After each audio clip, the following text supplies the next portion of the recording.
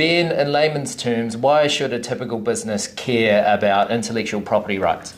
Yeah, it's a really good question, Matt. So typically a business should care about intellectual property rights for three reasons.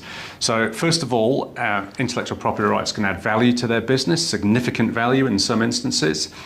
Secondly, it's so that they can enforce those intellectual property rights against somebody else if they come along and copy what they're doing or copy their trademark, for example. And third, especially in the service industry, it's so that you can avoid getting your clients into trouble and you into trouble at the same time. By being aware of those rights, you can better draft contracts, for example.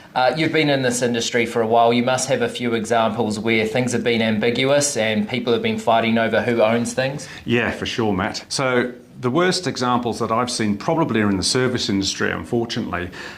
So take, for example, the graphic design industry and sometimes the real estate industry. So in those circumstances, they will commission somebody to create photographs for them, to take photographs for them, for example, or video footage. In those instances, it's really important that the agency's contracts that they have with those photographers clearly say who the owner of copyright is in those photographs. The reason why they want to be clear is because the ultimate owner of those rights, so the brand owner, for example, or the person whose house is being put on the market, they want to make sure that they're the owner of those rights so they can control what happens to those photographs.